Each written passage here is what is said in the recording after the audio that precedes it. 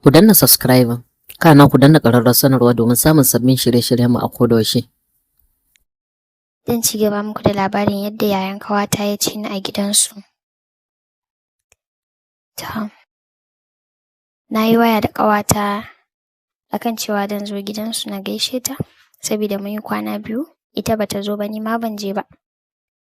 Ashe wayar da na yi da ita tana jikin yayan nata kenan, kuma ya ji yadda muka yi, kuma ya san ni saboda gidajenmu sun san juna, iyayenta sun san iyayena, iyayena sun san iyayenta, kuma makwabciyarmu ne, bai wuce gida irin 5 bane haka a tsakaninmu da ita. Saboda haka mun saba irin wannan, wani lokaci har kwana takan zo ta yi a gidanmu, na je ni ma na yi a gidansu. Idan aka tashi biki, idan a cikin gida ne, akan yi mana anko tare, irin wannan dai ƙawancen da ya zama kaman 'yan uwanta. Shikenan bayan ya ji hakan kawai sai ya ce mata zai aike ta. Na ce mata ina zuwa, sai ya duba lokacin, ya tabbatar idan har ya aike ta zan zo kafin ta dawo. Shikenan sai ya ce mata zai aike ta ta je ta siyo mishi abu a bakin hanya ta dawo. Ita kuma ta kama hanya ta tafi aikan nasa, tana tunanin cewa kafin ta je ta dawo na zo. Bayan ta fita ta tafi aikan, ni kuma na zo daga baya. Iyayenta ba su gida, sun fita, sai shi kaɗai a gida na samu. Na yi sallama, na shiga, an samu sallama ta, kuma dama tun kwanakin baya na lura da wani irin kallon da yake bi na da shi, amma ban damu ba. Na shiga muka gaisa, na ce mishi na zo neman wace. Ya ce min ya ji sanda muke waya cewa dan zo, amma ya aike ta na zauna na jira ta, za ta dawo yanzu. Nake ce mishi kai yaya, me yasa baka jira sai na zo batun da ka ji yadda muka yi waya sai mu je tare, amma yanzu ta fita ita kaɗai, gashi na zo bata nan. Sai ce ai bai ɓaci ba, shi ma mutum ne kuma zan iya yin hiran da shi, ai kuma ba za ta jima ba. Kawai muka yi dariya, na ce to shikenan. Ya ce na tashi bari ya kawo min ruwa. Na ce mishi a haba wa yaya, sai ka ce ni baƙuwa ce, ai yanzu kai ne baƙo a gidan nan tunda zuwa kake yi. Sai ce duk da haka dai yau tunda ni na zo na same shi dole ya bani ruwa. Sai na ce to. Sai ya je ya ɗauko min ruwa, ya kawo min da abin sha, ya kawo min lemu, ya zuba a kof. Shikenan na ɗauka na sha, muna fira da shi, muna kallo a uwar ɗaka. Muna kallo, muna hira sama-sama. Can dai sai ban san inda kaina yake ba, na ji kaina ya fara juyi. Nake ce mishi ni fa bana ganewa kaina, kaman kaina ciwo yake yi ne. Ya ce zan ji haka, amma dai duk abin da ya faru ma kawai in yi haƙuri. Tun ina gane maganarsa dai har na zo bana gane maganar shi. Iya abin da zan iya tunawa shi ne daga wannan maganar da muka yi da shi, sai ya kinkime ni ya yi ɗakinsa da ni. Bayan ya kai ni ɗakinsa, abin da ina kyautata zaton ya sa wani abu ne a wannan abun sha ɗin da ya bani. Amma dai abin bai gusar min da hankali sosai ba, saboda ina da hankali na, amma dai ina jin kaina yana juyawa. Kuma sai irin abin ya cire min kunya da wani ƙarfin jiki. Sai da ya ɗauke ni ya kai ni ɗakinsa da jakana da takalma na, duk ya shiga ɗakinsa. Shikenan sai abin da kawai na ji ya fara cire min kayana, yana kiran sunana. Yana cire min kayana, yana kiran sunana. Yake ce min duk abin da ya faru na yi haƙuri, shi ba zai iya jurewa ba, saboda ya ɗau tsawon lokaci idan ya kalle ni sai ya ji wani abu ya motsa a jikin shi ko tsigar jikin shi ya tashi. Shi gaskiya yana sha'awa na ne. To bana da ƙarfin da zan kwaci kaina ni kuma. Amma dai ina kiran sunansa, yaya Auwalu, yaya Auwalu, kai haƙuri ka bari. Bai kamata ba, idan kai haka baka kyauta ba. Ya ce min duk abin da ya faru shi zai tsaya min, kar na ba wa kowa labari, tunda yanzu ni ba yarinya bane, na san abin da yake nufi, amma kuma duk abin da nake so zai min. Ya fara min alƙawarurruka. Ni kuma a lokacin gaba ɗaya ni ma na ji jikina ya sauya, na ji sha'awata ta motso. To ba yadda na iya, na bar shi ya cire min kayana, ya fara wasanni da ni, irin dai wanda dai koya dai ko ma yaya ne zan ji wani abu. Ya fara wasanni da ni, yana kiran sunana yake faɗa min ko da yaushe idan ya kalle ni sai ya ji wani abu ni ɗin ta daban ce, bai taɓa kallon ƴa macen da yake jin yana sha'awarta ba kamar ni. Saboda haka yau na bashi dama. Yake ta min kalamai ni kuma abin yake ƙara ratsa ni. Kawai na ji ba a san raina ba amma ina jin daɗin abun. Yadda yake faffaɗa min abubuwa a kunnena, yake min wasa, ya cire ni, ya cire kayan shi, ya cire min kayana ni ma. Sai ya dinga cewa me yasa nake haka, na taɓa mishi nan, na taɓa mishi can mana shi ma. Sabida mu ji daɗin tare. Ni ban san lokacin da kawai na ji ni ma ina son abun. Sabida shi ɗin ya ƙware gurin sa mace ta ji tana buƙatar a ci ta ma. Na fara jin irin wannan yanayin. Na fara jin salo ya fara canzawa. Kawai sai na bashi haɗin kai. Kawai ji nayi ya kamo bakin nonona, yana murza su a hankali, yana min sumbatu, yana min waɗansu maganganu a kunnena, ta yadda zan riƙa jin tsigan jikina yana ƙara tashi. Ai ko haka aka yi, na ji tsigan jikina yana ƙara tashi, ina kan son ya dinga min irin hakan. Kawai ni ma ban san lokacin da na fara mayar mishi da martani ba. Yana murza min kan nonuwana, ina jin daɗi, ina wani gurnani, ina nishi, ina numfarfashi, irin ya ƙara ɗin nan.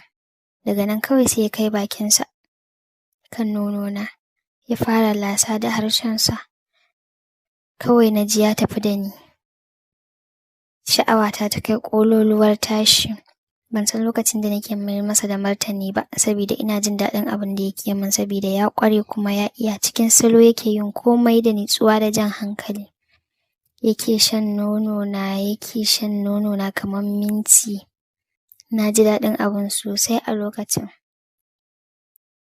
Ni kuma na kama gaban shi na fara wasa da shi. Ta yadda yake nuna min yake ce na riƙe na dinga masa wasa da shi. Haka kuwa aka yi, ina mayar masa da martani, shi ma yana min iya gwargwadon ƙoƙarinsa. Har sai da na jiƙe sharƙaf. Gaba ɗaya na ji ni wani iri, sai daɗi nake ji, daɗin yanayin da muke ciki. To damuwata ma kawai a kai inda za a kai ni yanzu. Ba a jima ba na ji hannunsa yana saukowa. Hannunsa ya zo kan cibiyana yana ta wasa da su.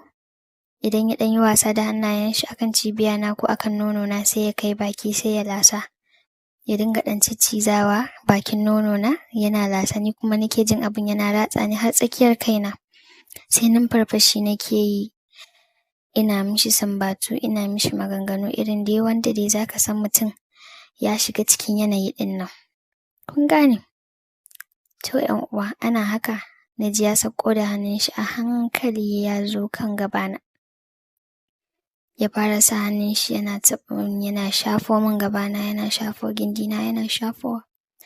Ina ta jin wannan abin yana min daɗi, na rasa ina zan sa kaina sabida daɗi.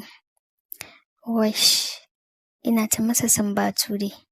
Ni ma ina mayar mishi da martani iya gwargwado. To shi ma ya kai ƙololuwar tashi, amma bai daina min wasan ba. Yana min wasa, ya ce min yake yi da daɗi. Da daɗi ko?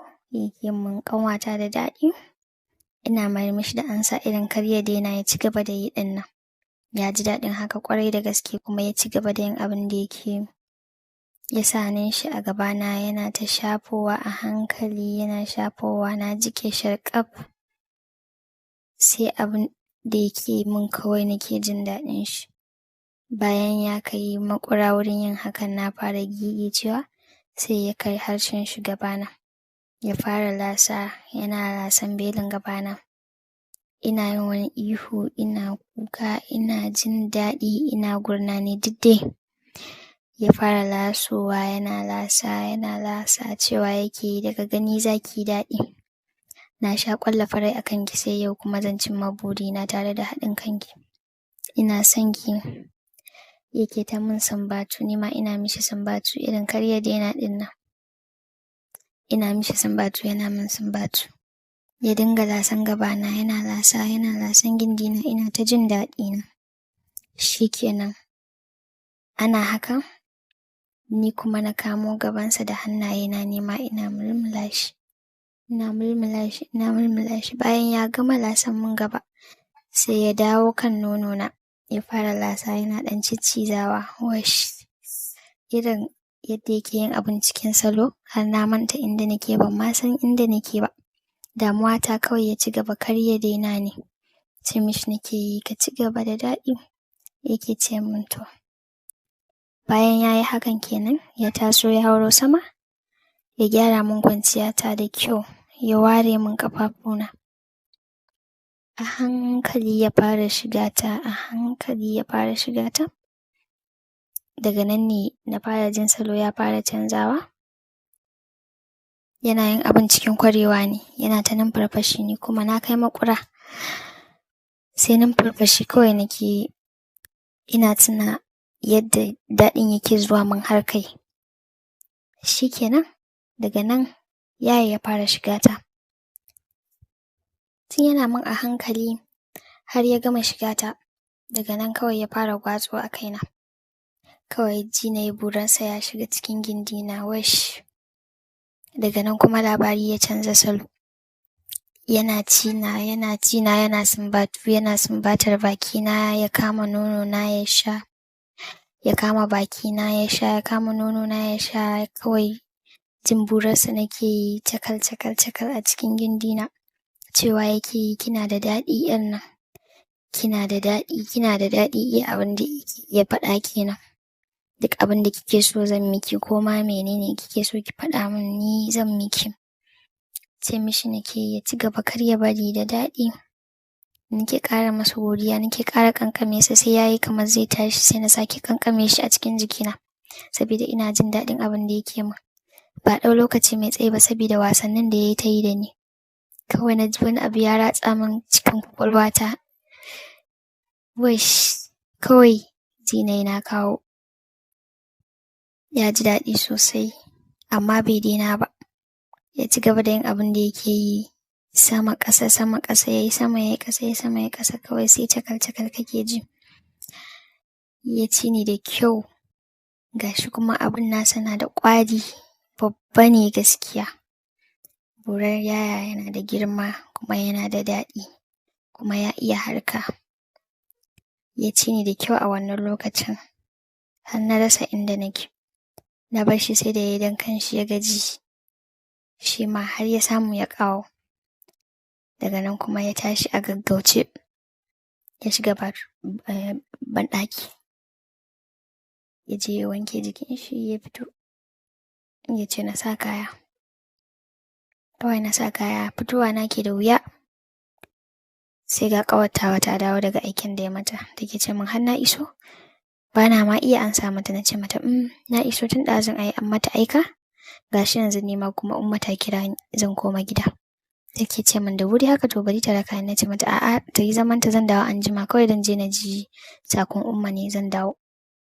Ita bata san kawai abin da yake damuna ba.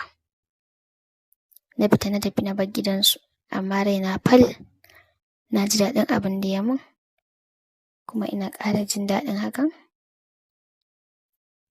Saboda in dai ci ne gaskiya ya Auwalu ya iya cin mace.